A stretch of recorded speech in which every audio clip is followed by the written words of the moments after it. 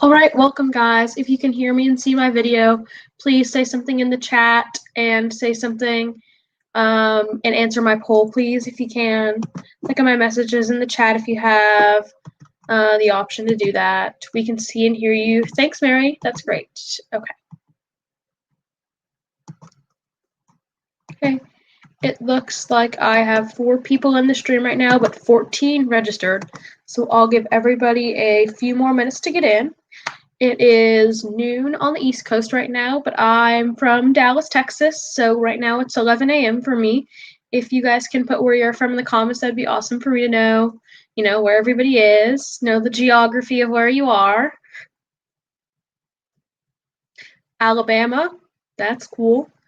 So, don't know what time it is for you, but Washington State, 9 a.m. That's pretty early to wake up. I mean, I think that I woke up at 9 a.m. this morning, my time. So 10 for me. Utah, Salt Lake City. That's cool. All right. So I'll give everybody one more minute. And let's see how many more people can get in.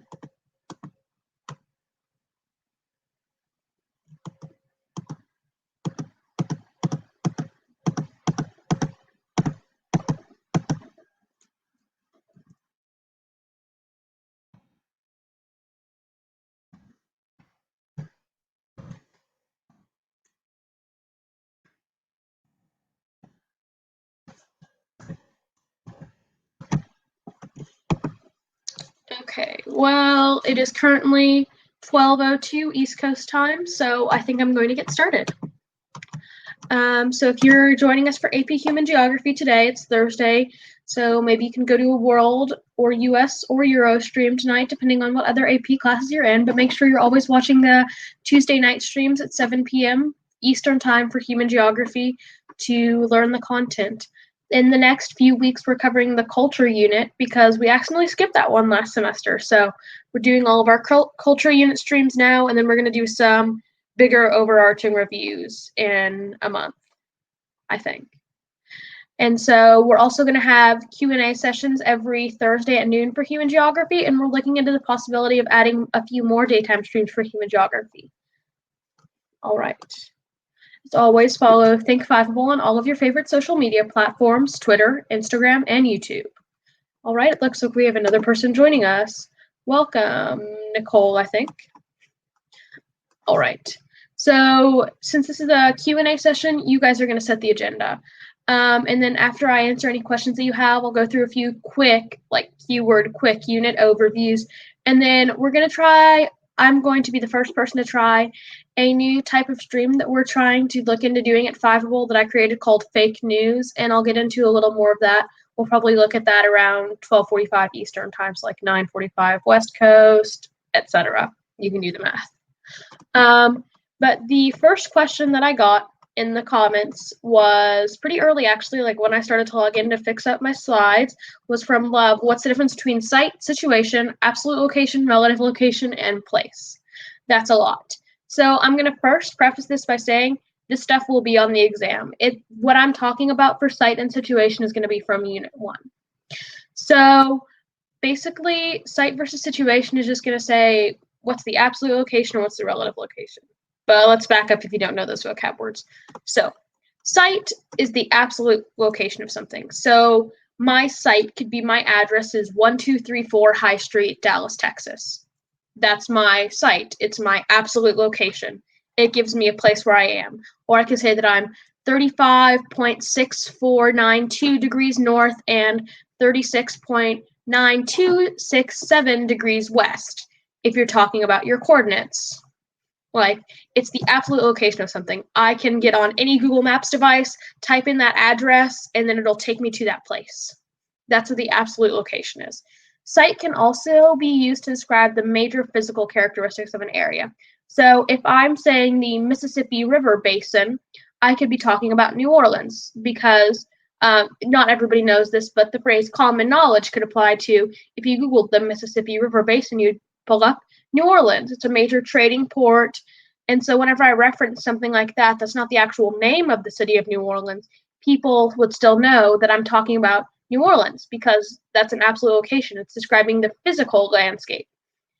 And now that's opposed to the cultural landscape, which is what we're covering in next week's Tuesday night stream, actually, the cultural landscape. So this basically just describes the physical characteristics of an area, natural formations, geography. Welcome to the stream. Somebody else just came in, Matthews Nicole. We're just starting to cover some of the questions in the comments. Make sure y'all are answering my poll and putting any questions that you have in the comments. Again. Okay. Now on to situation. Situation is going to be kind of the opposite of site. It's going to be the relative location. So how far I am from something. So I could say that I am 17 miles away from downtown Dallas, or I am 3 blocks away from the nearest Publix or Kroger. That's going to be my relative location. It's from where I am to somewhere else. So let's say that I'm like, you know, from this little prism brick thing, like I can touch it. It's right here. Like the prism brick is right here. That's the relative location. But I could also say the prism brick is, I'm not going to share the address of my house, but like the prism brick is at 1234 High Street, Dallas, Texas. Like that would be the site of this random prism brick that I found on my desk. But the relative location would be the prism brick is at my house, or the prism brick is 3 blocks away from the Kroger. Those would be the relative location because I'm describing it based on something else. Usually when somebody uses situation to describe something, it's going to be it's this close or it's this far away. So it could be 19 miles away, which could be considered far, but it could also be like 2 blocks away, which could be considered close for people. And when we describe things, we're using our activity spaces. So if you look on the bottom of this stream, or if you're on the app.5will.me website, you can see that I've linked a Unit 1 Quizlet deck here because Unit 1, September, August, whew, that was such a long time ago. I mean, you might forget some of these vocab words like activity space, or what's the difference between place and location? What's sense of place? What's perception of place? So I gave you a Quizlet deck that I really like for Unit 1 that I hope that you guys look into and review this week before my next Q&A stream next week. So when we're describing situation, a lot of people will describe it inside of their activity spaces. So as a review for Unit 1, can anybody tell me what an activity space is in the comments? Maybe without looking at the Quizlet deck, what is an activity space? If I'm saying our situation is usually described within our activity spaces. Does anybody know? Give you a few seconds since it's kind of not like a 2-word definition. If you don't know, you can put IDK in the comments and I'll just tell you guys what it is.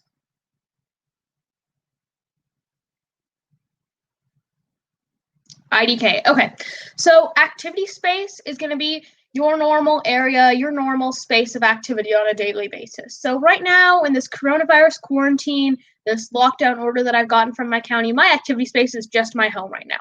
But on a normal day, like on a normal weekday, my activity space would be my house to all the way to my school, maybe to the Kroger to go pick up a few grocery items for dinner, maybe to the closest restaurant sometimes. Maybe I'll go pick up food from Chick-fil-A or something for dinner or for lunch after school.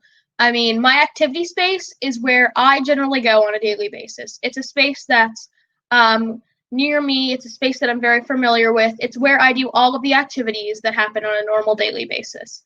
Brittany asked in the comments, would we have different vocab words for different textbooks people use? Some textbooks use slightly different vocab words. This Quizlet deck is a good overview and it combines a lot of those terms. So like maybe you're used to saying sense of place, but your textbook calls it perception of place. Like a few word similarities, but activity spaces should be a pretty common vocab word for AP Human Geography Unit 1. It looks like we've gotten 2 more people coming in, so welcome guys. I'm not going to go look at your names right now, but we're just talking about site versus situation. Make sure you're answering my poll and putting anything that you're unsure about AP Human Geography in the comments. All right, so usually when I describe my situation, it's going to be within my activity space. So when I was talking about my house is 3 blocks away from the nearest Walmart or the nearest Kroger, that's because I go to Kroger or Walmart a lot, so I know how far it is from my house. So I can say that it's 3 blocks away from my house. Or I can say that my house is a 5-minute drive from my high school. Like, these are dealing with my activity spaces because it's how far something is. So when you're thinking situation, think about activity spaces. But when you're thinking site, think about the actual location of something. Site is like the address, but situation is how far. In a situation, you're always going to be comparing it to something else. But then the second part of this question that I think Love asked in the comments was, what is place? So place is one of the 5 themes of geography, one of the 5 themes of human geography. I think that this was the first thing that I learned in AP Human Geography last year, the 5 themes of human geography. This is our first lesson on our first day, I believe. Yeah, it was, and we had to make a foldable for homework about all of the different things, and we had to like choose a state in the US. It was like a fun week-long project homework assignment thing. All right, so place is one of the 5 themes of human geography. In place, the 5 themes of human geography are all on the Quizlet deck that I posted at the bottom of the stream, like right here, right here. But they're also linked on the Fiveable page, the resources. All of the 5 themes of human geography are on that deck, is what I'm trying to say. Place refers to the human, cultural, or physical aspects of a location. So the place could be Dallas. So I'm familiar with like the skyscrapers and the geography of Dallas, Texas, or I'm familiar with where things are. So I could say that the Dallas Zoo is near the big oak tree just south of downtown Dallas. Like, those are the human cultural, because we've built up downtown areas with skyscrapers, but also the physical, like the trees, the natural aspects of a location. So it refers, place kind of deals more with situation than site usually, because site is more, I know that this is here, this is one thing that exists in the world. But situation more refers to how far it is from something else, like comparing it in its relative location. So usually when you think of place, you're going to think more of situation. But can anybody tell me which of the 5 themes of human geography would you think of when you think of site? So does anybody know in the chat which one of the 5 themes of human geography could deal more with site than situation? I'll give you a hint. It's not human environment interaction or movement. So that leaves you with 2 options. Site could either relate to location or region. Which one do you think it is? So if place deals more with situation, location, I've got a few answers. Yep, a lot of people are saying location. Location deals with site, because location is like the site version in the 5 themes of human geography. So if your textbooks didn't cover site versus situation in the first unit, maybe they just thought that you would know it based on the 5 themes of human geography. But yeah, confirming Brittany, like some textbooks are written a little bit differently, which is why for preparing for the AP exam, I know that I don't love to recommend you buying things. You should use Fiveable all the time to help prepare you for your AP exam in this new online uncharted territory. But I 100% recommend using this book if you want to buy a prep book. Like last year, I bought like this huge Princeton review book, like the whole flashcard deck, like, and a few other books that I didn't need to. But this one is like the holy grail of human geography books, ASAP Human Geography. Like, I swear by this book. Like, it's actually interesting to read. Like, it's in a fun font that's easy to read. It has a ton of pictures and diagrams. It also sorts everything by what do you actually need to know and like what are just a few optional things to know. So next to every major topic, it'll have like an exclamation mark or 3 dots like an ellipses or a little tilde like this. I'm sorry, I just saw one, but now it went away. Of course, that's just my luck. But this book is really awesome. It's less than $10 on Amazon. It's not that thick. Like, it's pretty small, and it's really like everything that you need to know for the exam is in this book. It is ASAP because like you can read this book as soon as possible. Like, this thick book took me forever to read, and it's in like, it's honestly kind of like a dry writing style. Like, look at how big this one is compared to this one. Like, they're not even close. Like, I totally recommend if you want to buy a prep book for this AP exam, buy this ASAP Human Geography.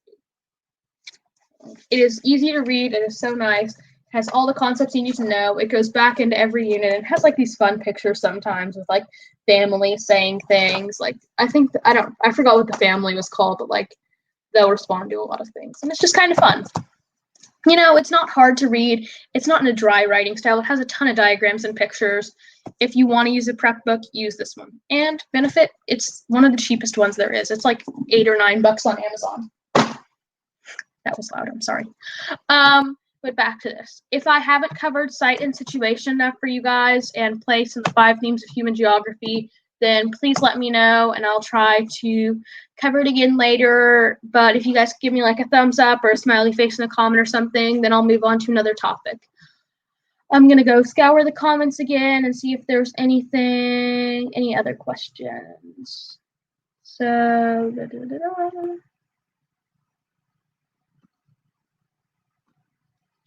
So Brittany tried to describe the difference between site and situation pretty well in the comments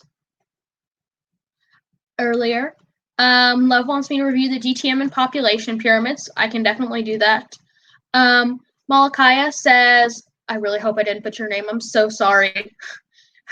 MD says, I'm really bad at the urban planning unit. Okay, well, so was I. I'm not going to lie to you.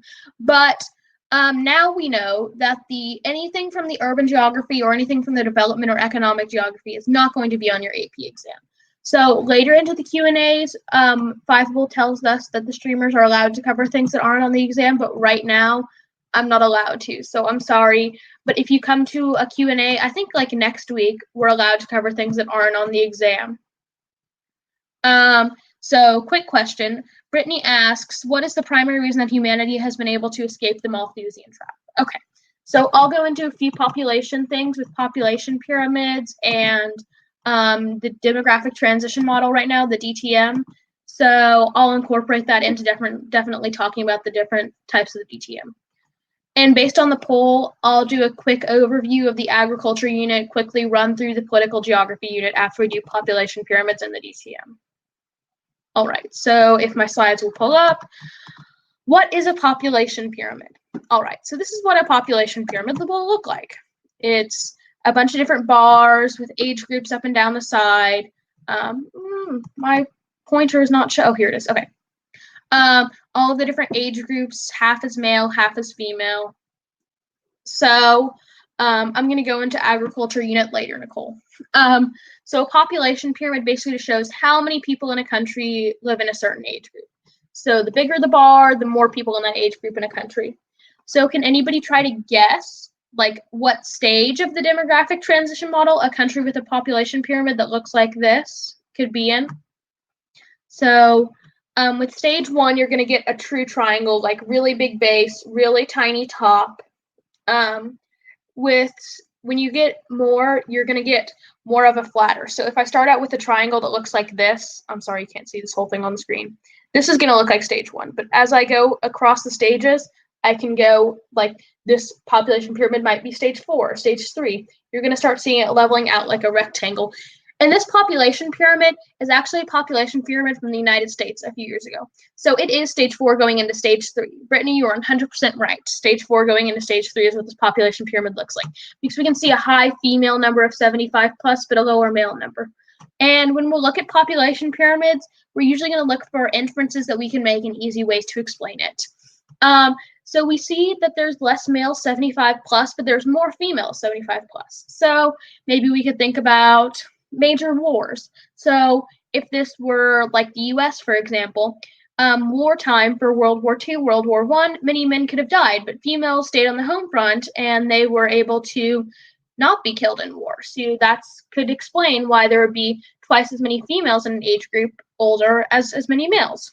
Because you could think about the war was over 75 years ago, the Great World Wars. Because World War I was more than 100 years ago now. It was like it started 106 years ago. So that's World War II could definitely explain why there are more females than males in this population pyramid. All right. This meme, what if I told you population pyramids weren't always pyramids? So population pyramids just describes the general shape of them. But as I was talking about earlier, before you guys told me correctly in the comments what stage this population pyramid was, usually they start out like a triangle. So usually this will look like stage 1 or stage 2, a triangle, very few old people up here, but lots of young people down here.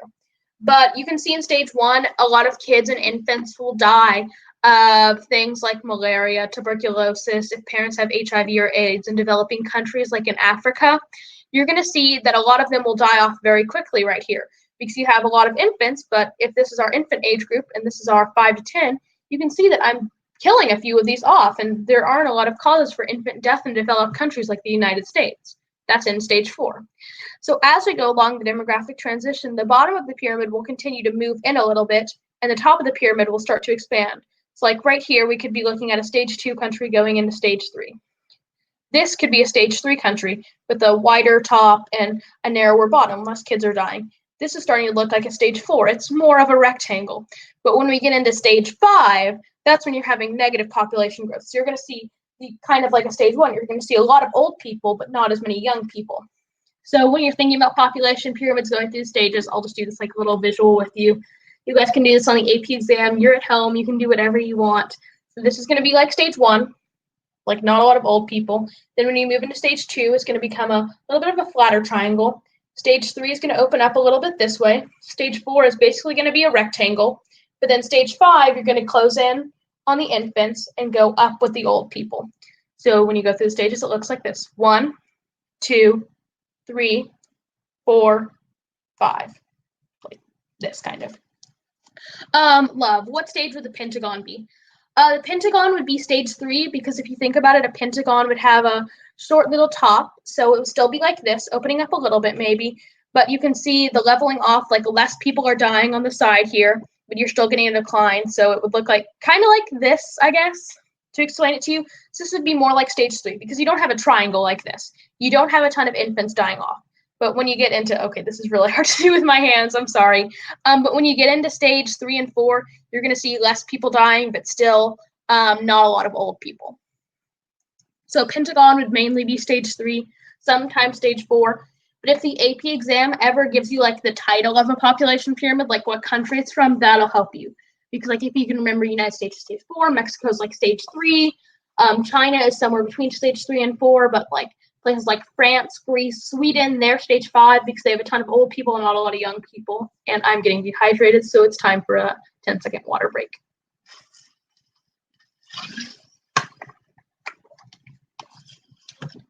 All right. So here are just some more examples of population pyramids, but okay. This Japan 2050. Not all population pyramids actually have a shape. Like, look at this. This one is all over the place. It looks like a 3-year-old scribbled with some crayons and maybe tried to finger paint on the female side over here.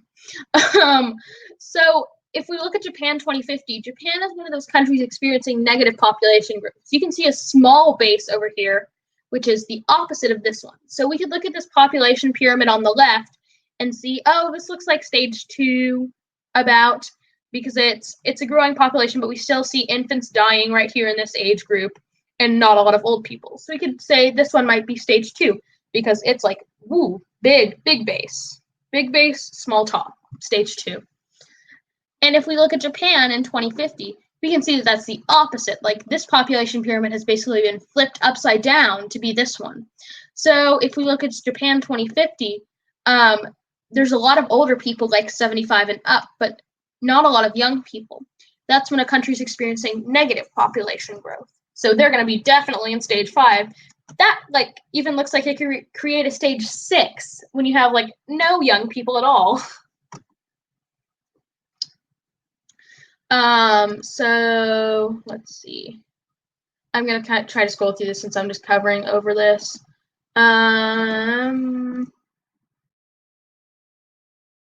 Okay. So looking at things with scales. Scales was one of the big Unit 1 topics. That was also one of the early things that you learned in AP Human Geography. You learned that you can look at things with different scales, different mindsets, different ideas, and it'll change how you view things. So these are some different population pyramids of cities in the US. But this is the overall population pyramid. You can see that it's mostly like a rectangle here, maybe a lot of people in the 40s, the 45s area, but still not a lot of people who are 100 plus, but still some old people, right? But you don't see a lot of infants dying. You actually see a gaining here. There's more people who are 5 to 9 than 0 to 4. So you definitely know that this is not a country with high infant mortality. You know that this is going to be a developed country because you see less infants than you do child. But if you combine all of the population pyramids all over the US, that's what it makes. But look at all of these different, like, some of these don't even make shapes. Like, you can see all of the different random major trends in these, and they can all be explained with different geographic things, different occurrences in history, but we don't have time to go into that right now, since this is just brushing the surface on population pyramids. Oh, this one's actually pretty easy. This is Germany's population pyramid in 1946. Now let's think about 1946. What do you think could cause this like random drop-off of males from 20 to 34 in 1946 Germany? In the comments, tell me what could cause this large like gap, this large drop-off. Yes, Samuel's saying World War II. Yeah, these are all of the service age men. World War II was happening in the 40s. So we can see that all of these service age men are dying because Germany is losing the war, so they're obviously going to be having more men killed than places like Britain. But this big drop-off of servicemen who are dying in the war, in this population pyramid from 1946, it's all about looking at the historical context of things. That's like what this whole human geography course is. It wouldn't surprise me if on an FRQ they gave you some kind of model to look at and said, what's a historical context for this? Like, what could have caused the population pyramid to look like this? Or why does this country have higher agricultural growth in this country in this year?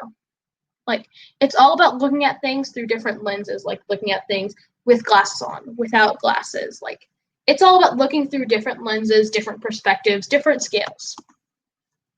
I don't think that we need to go over this stuff. Mind blown with population pyramids. Okay, so I think we're good with population pyramids, but I definitely want to cover the demographic transition model a little bit more. I've talked about some of the stages of the demographic transition model, like really lightly, briefly. But as it's pulling up on this stream, the demographic transition okay, it says I'm screen sharing, but then I can't actually see anything. This is interesting. Technical difficulties, I'm sorry. Not just old people have problems with technology. I have problems with technology too sometimes. Perfect. All right. So I'm going to go smaller for this one. This is a picture of the demographic transition model right here. Right here. So as you go from 1 to 5, you're going to become a more developed country usually. So you can see that in stage 2, death rates drop off. In stage 3, birth rates drop off.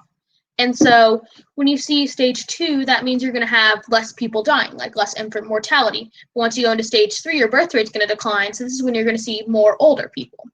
But then when I was talking about stage 5 Japan, natural decrease, this is when you have more old people than you have young people. You're having negative population growth. Like that Japan 2050 one that was like that weird static shape. Like that's because there were more old people than young people. All right. I actually do want to ask you this question. Can you guys name any countries that are currently considered to be in stage 1 of the demographic transition model? Any countries that are in stage 1. If you can't, just say, I don't know. Okay, you guys are right. There are no countries in stage 1 of the demographic transition model anymore. Our whole world is too far advanced to be in stage 1 at all right now. Well, certain tribes in like the Amazon or in the Western Congo are still in stage 1, but no country is in stage 1 because we all have government set up. We all have protections in place somehow. So that's right. You guys do have a basic understanding of the demographic transition model. No countries are in stage 1. Right here. No countries are in stage 1. Small areas, mainly Amazonian tribes, remote communities in Bangladesh. So here we're looking at stage 2. So we have a high birth rate, but our death rate is going down. So when that happens, the country starts to get access to industry. So we have some less developed African countries like Namibia, Nicaragua, Zimbabwe. They're starting to maybe industrialize, but still a very undeveloped place. So in stage 3, we see death rates continue to drop, but now birth rates are starting to drop down too. So what happens there is our famines are eliminated. We start getting access to healthcare. That's one of the biggest things in stage 3. We have a stronger economy developing, and people are getting access to healthcare that need it. there are doctors in a country. Now, it doesn't have to be countries have universal health care. They just have to have some kind of hospitals, some kind of doctors, some kind of stuff, something to help their people not die when they're like 1 or 2 years old. So we can look at Brazil, South Africa, Mexico, Botswana. Not really Botswana, more South Africa than Botswana, but they're right next to each other, so they're slightly similar. Do you guys notice anything about Brazil, South Africa, Mexico, and China, Russia? BRICS. Yes, Love says BRICS. So that's the acronym for the semi-periphery stage 3 countries, BRICS. Brazil, Russia, India, China, South Africa, and also Mexico, newly Mexico. So that acronym helps you describe countries that are going to be in stage 3 of the demographic transition model. They're going to be semi-periphery countries, or they're going to be newly industrialized countries. Wait, that's not on your exam. Scratch that last one. They're either going to be semi-periphery or in stage 3 of the demographic transition model. So you're starting to get access to healthcare. Stage 4. Now, stage 4 could basically be like where countries say, you know what, I'm developed, I'm perfect, I'm on the world stage. This is what the U.S. has done. Basically, the U.S., the UK, France, not really France, the U.S., the UK, and Portugal. We have all said, you know what, we're good. Our birth rates are still higher than our death rates. We have a few problems with poverty, but mainly we're just going to stay here. This is a good place to be. We're still having some population growth. What happens is infectious diseases stop becoming the way that people are dying. People start dying of non-infectious diseases like heart disease, cancer, antibiotic resistance. People start dying of diseases that we can't give to one another. But when you see stage 2 countries and stage 3 sometimes countries, before we get health care, people are dying of things like the flu, measles, diseases that we have vaccines for that can help be cured. So in this category we have USA, France, Canada, United Kingdom. Okay, I guess France is an example of this. Basically we have degenerative diseases, chronic diseases in these places. We're not dying from things like the flu. We're not dying from the common cold. We're dying from things like heart disease, bad lifestyle choices like smoking. And we also have problems with cancer because in developing countries, a lot of people don't live to be old enough to have problems like heart disease, Alzheimer's, things like that. So what happens in reading the chat, Love asked Corona. So when we're looking at coronavirus, I do want to, since somebody mentioned that, I am going to clear up a few misconceptions about coronavirus. Okay. Coronavirus affects everybody. Anybody can die from the coronavirus. It doesn't matter if you're 15 years old and in prime health or if you're 66 years old and have degenerative heart disease. Anybody is at almost the same risk to die unless you have untreatable, like you're already dying, pre-existing conditions. While older people are slightly more at risk because they're having less immune system reaction, and while children who are between 1 year old and 5 years old are playing on everything, they're licking the floor, that's why they're more susceptible because they don't have an immune system yet. But anybody can get the coronavirus. Please heed the government's warnings. Don't go outside and go on explorations with your friends. Please just stay in your home. Do what everybody else is doing. Self-quarantine. Remove yourself from the population so we don't have a massive, pandemic where we have everybody dying. We don't want to have a gap in our population pyramid in 20 years of people who are then going to be 30 to 35. Like, if we do that, all of us could die. Teens, we think that we're invincible sometimes. Like, I'm guilty of it too. I think that I'm invincible sometimes because I'm not old, I don't have a job, I can do whatever I want, I'm in high school, nobody tells me what to do besides my parents.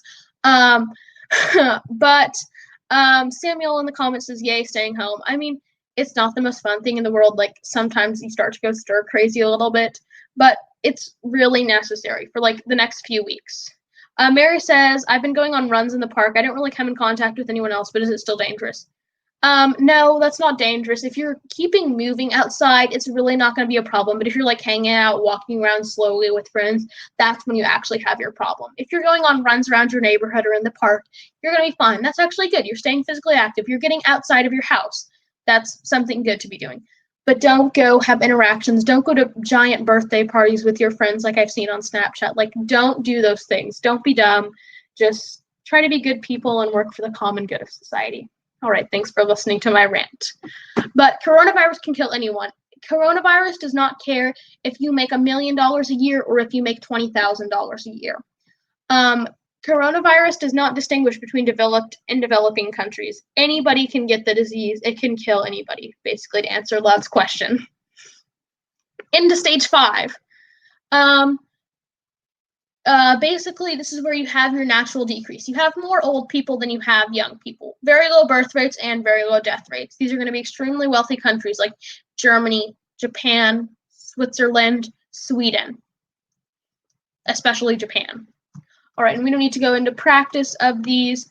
Denmark is also considered a stage 5 country. Any of the Nordic countries like Denmark, Sweden, Norway, those are all going to be countries that have, you know, do it for Denmark.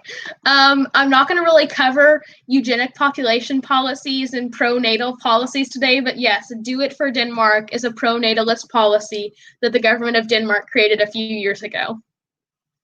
Thank you for bringing that up, Love. Okay, now it seems like a few of you had issues with the political geography unit in my polls, so I'm going to quickly go through and tell you what you need to know for the exam about political geography. If you guys still have questions about population pyramids in the DTM, I would be more than happy to cover them in my next Q&A session next week, but I kind of want to keep it moving, make sure I cover a lot of things. So maybe if you have a few questions here and there, you can definitely get them answered and not be, you know, stuck learning about one thing like a normal 5able stream. Like you can learn about anything. So political geography, we start with a nation versus a state. A nation is like a culture. It's a shared group of people, usually living in one area. But a state is a politically defined territory. A state in human geography is in the real world what we would think of as a country. So Mexico is a state. Libya is a state. Russia is a state. But nations could be like a group of people who live in France who actually think that they're German. A nation could be like Scotland. They're not a politically recognized territory, but they're a group of people who are culturally different from everybody else living in the UK, so they say. And then you get into things like multinational states, multi-state nations, and basically those just mean like with multinational state, I have multiple nations living in one state, which is what most countries in the world today are because we have so many nations and cultures.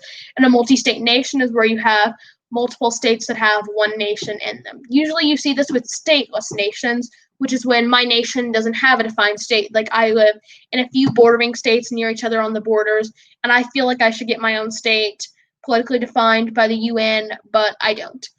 So with stateless nations, a good example of that is like Palestine or Kurdistan or the Kurds, Kurdistan. These places aren't politically defined territories, but they basically carved out their own area because they want to live together as a nation. They're completely politically, culturally, religiously different than everybody else in their countries. But the modern nation state is like, the perfect balance, the perfect harmony, like, perfect. Like, it's the perfect world. We don't really have a lot of modern nation states. Denmark is what a lot of people cite as a nation state. There isn't a lot of ethnic conflict in Denmark. Everybody's really homogeneous. It's usually just like one population. Also, Brazil is a good example because a long time ago in the 1400s and 1500s, the Portuguese came over. You had African slaves who came over, but they've kind of blended into one Brazilian culture. Almost everybody who lives in Brazil will tell you they're not Uruguayan, they're not Bolivian, they are Brazilian if they live in Brazil. This also happens with Japan. Because of their aging population, they all identify as Japanese. You can see that in countries that don't have a lot of population growth, those are usually going to be a lot of your nation states because the older people will just tend to identify with their ethnicity and their culture, and they're not going to try to create ethnic conflicts. I'm going to skip the types of boundaries and impacts of colonialism for right now, and I'll try to cover them next week. But I definitely want to cover territorial morphology because I had a few questions on the exam about that last year in multiple choice, which you guys won't have this year. So a compact state, big misconception, it doesn't have to be small. It can be as big as it wants to. It's easier to have a compact state if it's small, but a state like Poland or a state like Kenya, those are examples of compact states. Because to have a compact state, you have usually a circular shape with a capital city in the middle and highways from the capital city connecting to all of the other major cities in the country.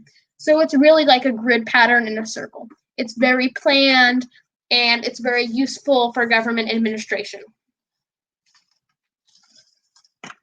Then you have a fragmented state. This is when a state, as we like to call it in human geography, or a country in the real world, is broken up into many islands. So the biggest example of a fragmented state is going to be like Indonesia, the Philippines, I guess the Malaysia. But also, a fragmented state just has to be a state with multiple different territories.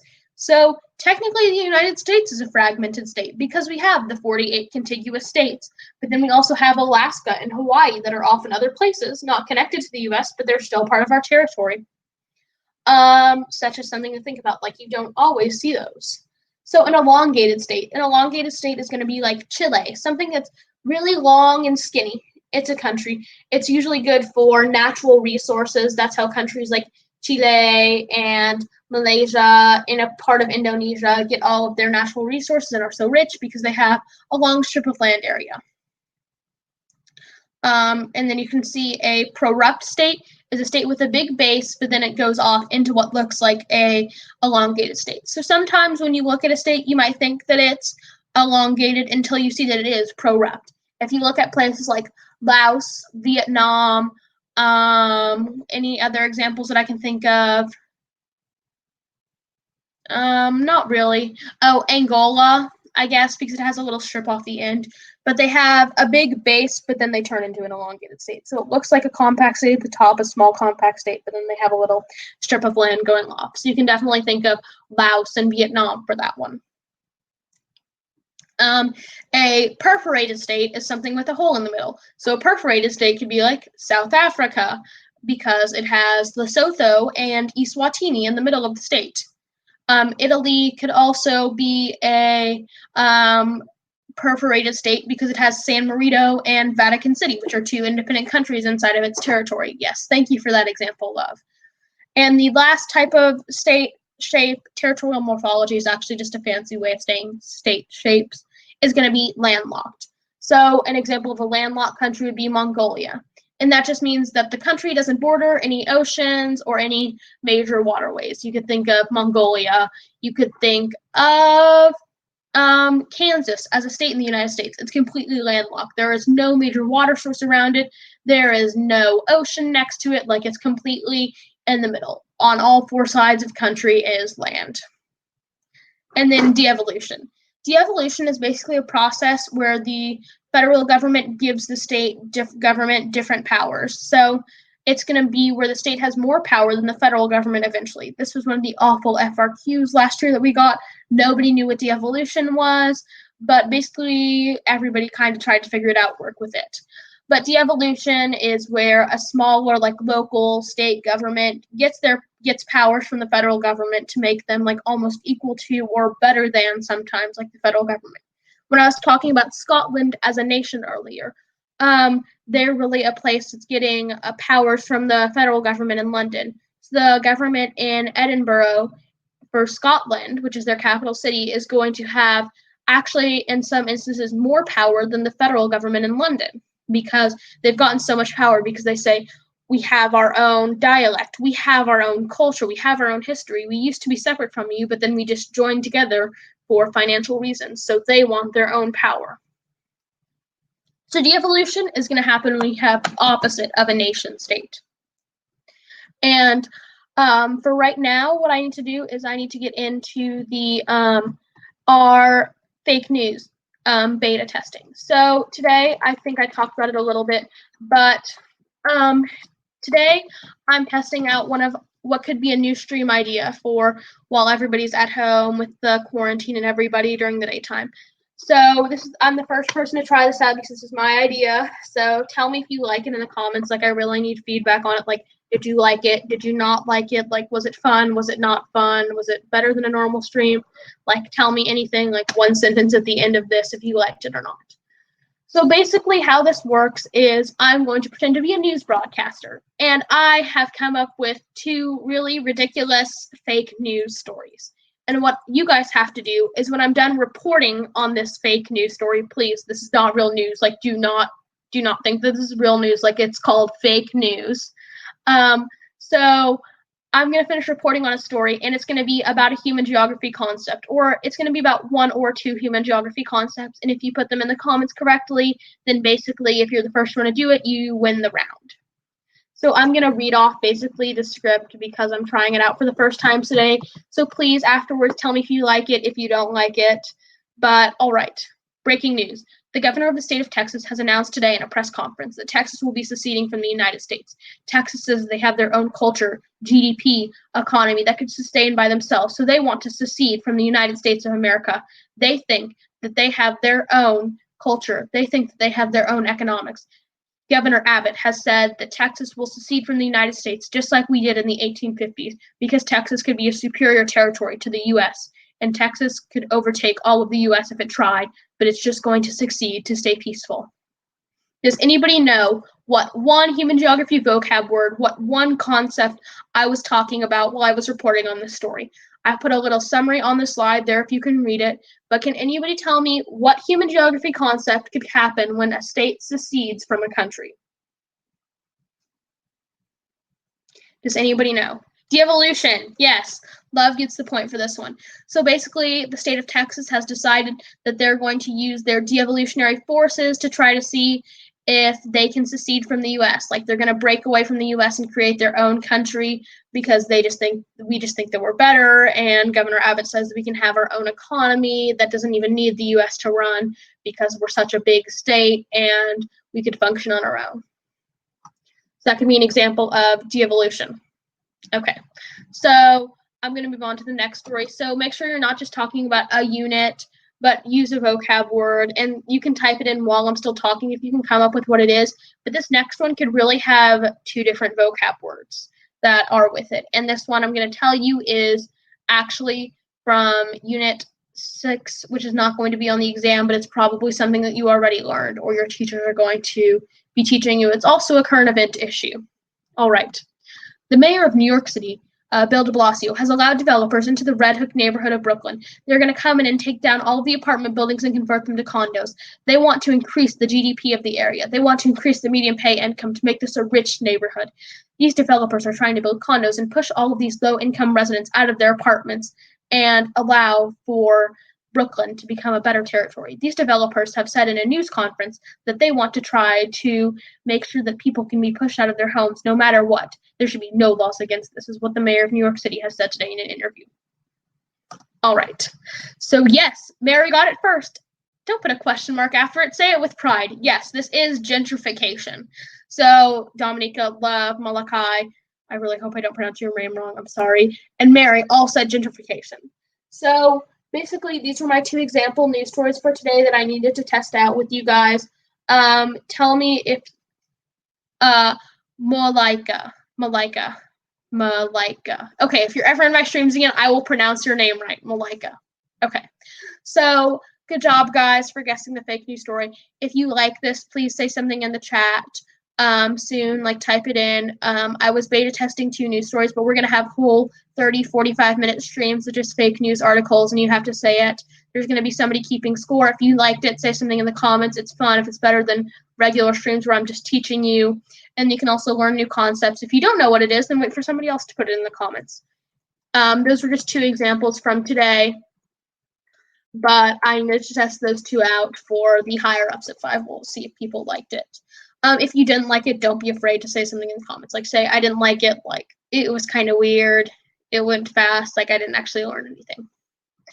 Okay, so basically, if you guys have any other questions, and basically, they made the fake news idea, well, I made the fake news idea, and like I said it in my proposal, like, it was going to be, you can connect it to current events or things that might actually be happening in the world, because if you have these examples, since this test is going to be FRQ based, what you can do is use these as hypothetical examples in your FRQs. If it says describe, if it says discuss, you can use anything. If your FRQ is going to be about de-evolution, you could use that if Texas seceded from the US, because they could have their own economy, GDP, that is actually 1/10 of the size of the US, they could survive as their own country because they have they have their whole Texan culture, and they have a whole economy based on oil from Texas. Like, you could use these fake examples as like hypotheticals in your FRQs, since this whole test is going to be an FRQ. So I'll look at the comments later, but as always, remember to follow Think Fiveable on all your favorite social media platforms. I'm going to stick around for the next few minutes, so if you have any questions, please don't hesitate to ask them in the comments. I'll try to respond with words in the comments instead of myself, but somebody else has another stream time after me, so I'm going to go. Bye, guys. Give me personally any feedback in the comments if you want to. I'm going to see you all next Thursday. Hopefully you can come again. And yeah, I'll still be here in the comments. So bye, guys.